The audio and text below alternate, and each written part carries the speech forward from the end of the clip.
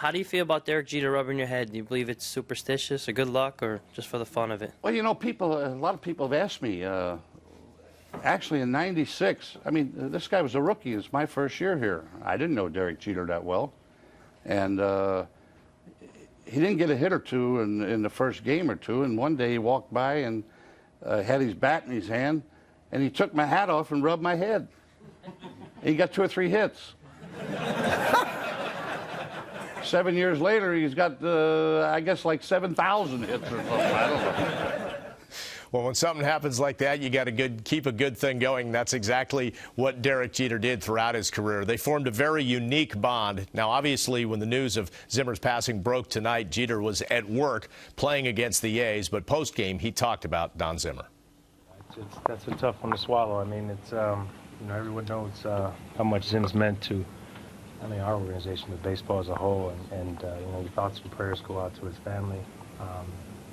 But you know, that's tough news. I found out about halfway through the game, so that's a rough one. What did he mean to you?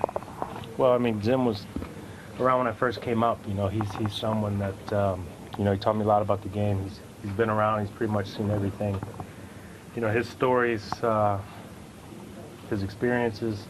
He was close to my family. He was good to my family, and I miss him. Derek, what will you remember most about him? Well, just his attitude. He was always positive. You know, he liked to have fun. This could be a long season, so it's you know, that's what you'll miss. When was the last time you spoke to him there? Right before surgery.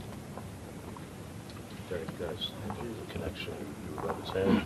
Was that instant, or did that take a little time to? I don't remember. You know, I don't. You know, he's always had his stomach in his head, so you know, I don't know when that started. There's already one moment or story about him that stands out to you for the 8 years you guys were together? Or yeah, I don't know if there's one. I mean, there's a lot. I could sit here and talk to you for days about Zim, but yeah, it's a tough one. What are your thoughts on the day that he confronted Pedro? I mean, here's a 70-something-year-old coach doing. Yeah, I mean, that was him. You know, he was a fighter. You know, he was intense.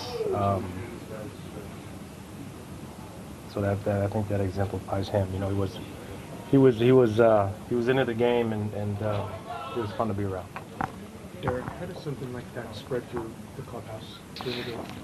I found out about halfway through. I don't know when anyone else found out. What were your emotions at that point when you did find out? It's tough. I mean, you know, he's struggling a little bit, but it's tough. So I will miss him.